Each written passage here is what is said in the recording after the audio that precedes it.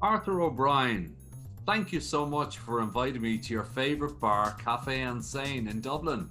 Yeah, look, great to have you here, and great spot to be in. It looks a little empty at the moment, but that's where we are. But certainly, it can be a busy little spot, 24/7, and that's why I like it. You rock up whatever time, and it's always full of lovely people and fun people. Just a nice place to be, quite relaxed. Yeah, and I should have brought a change of shirt because the pink background and the red. I mean, it's a bit of a clash. I'm not sure too many people will notice they're No, no, I agree with you 100%. So, listen, thank you so much for giving us a few minutes of your time. I know you're very busy. What have you learned?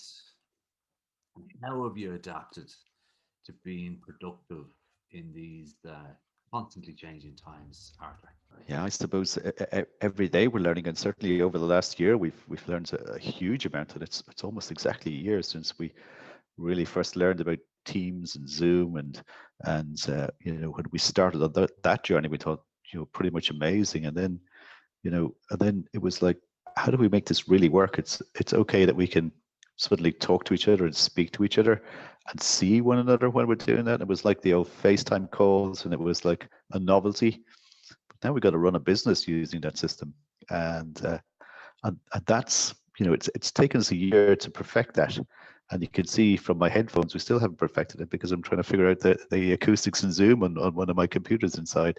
But it's a constant learning curve, and I think that's what keeps your mind active and what keeps your old persona going and rising all the time, because you're constantly looking to better yourself, better how we're communicating, better how we're working together.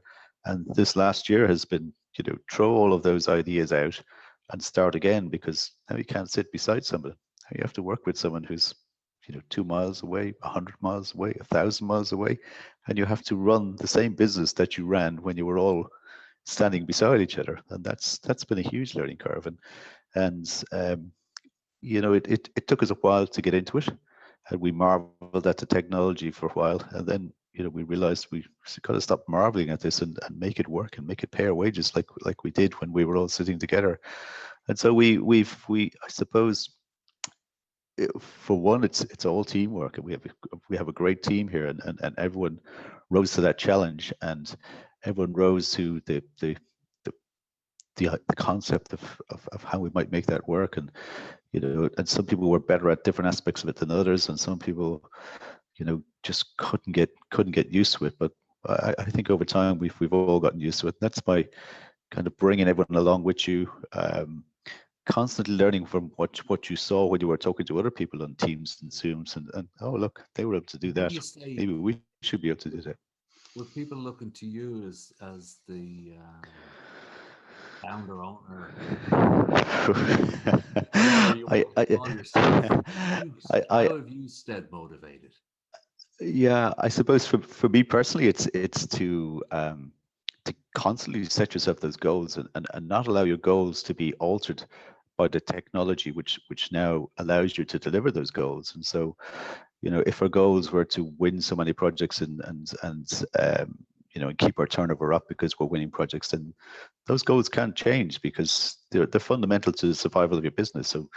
So now you have to understand how to do that, and you have to adapt. And so uh,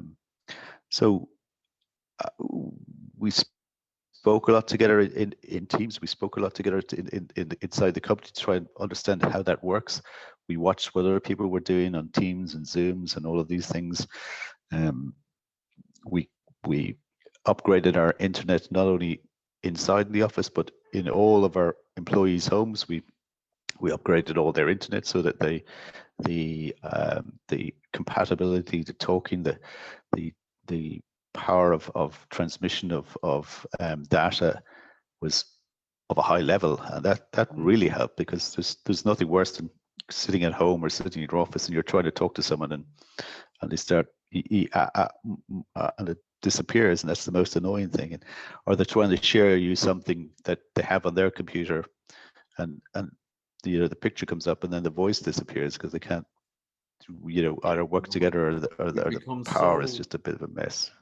we've become so accustomed to on-demand excellence that our tolerance levels as well are quite low.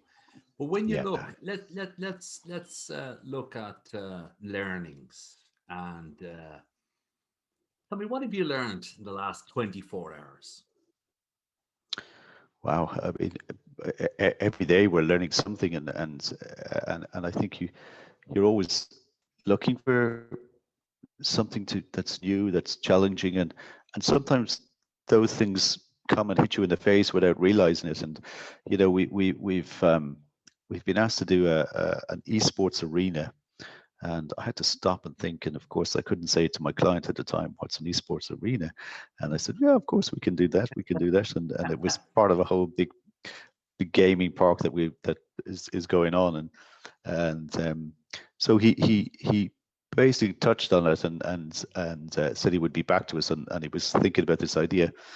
So of course, where do I go? To the internet quickly to rush and see what's this all about, or how have I missed this? And and it's of course it's one of those big huge gaming arenas that are beginning to pop up everywhere, and I was absolutely flabbergasted to see that people are spending 50, 60, 70 million building an arena which is nothing to do with physical sports. It's all to do with online sports and games, and whether that's car racing or FIFA football, or whether it's some shoot 'em up game or whatever.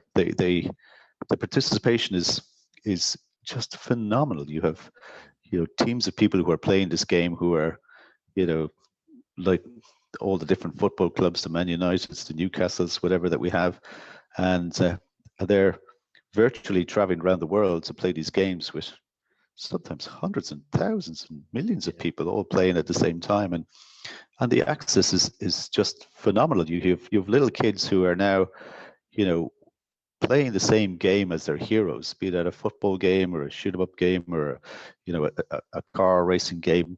They're sitting virtually beside their hero. They're and that is just phenomenal, because you go to a physical game and you sit in the stadium and there's 70, 80,000 people there with you, and it's amazing and it's a great experience, but you're not down on the pitch.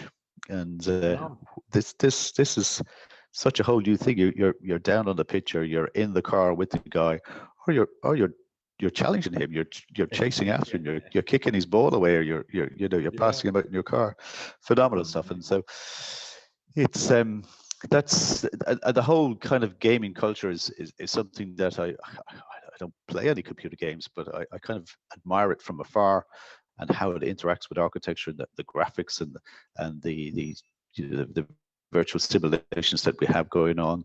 For me, those are phenomenal, and we try and recreate a lot of that in our own architectural work, and we go a long way to try and recreate that, the graphics, and we're using some gaming software to create those videos that we use for demonstration of our own buildings. But this is the first time that we're now creating a building almost in reverse, to allow the people to play the games that with the software that we use to create our buildings. It's so intertwined now. It's absolutely phenomenal. So It's like the Fortnite winner recently of the World Championship got $3 million of a check, which is a million more than the Open golf that Tiger Woods won.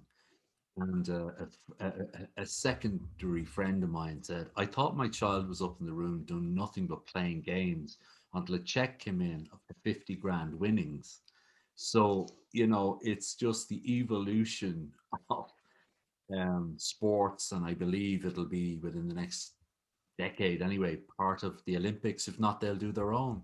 So it's interesting that you're able to weave some of your own thought processes into this parallel universe nearly that's running, and it's landed on your doorstep, and it's where the physical and the virtual arrive, which is in a 50 to 80 million dollar stadium. It's not the usual type of chat that one would have in Doherty and Nesbitt's, but it's been a good chat nonetheless. Arthur, thank you for your time. Yeah, great. And enjoy the view. Thank you. I know you're looking out over the Liffey there in Dublin City. So Yeah, it's pretty good. say hello to the swans, and thank you so much for your time today. Excellent. Inspire round. I'll go and grab the beers.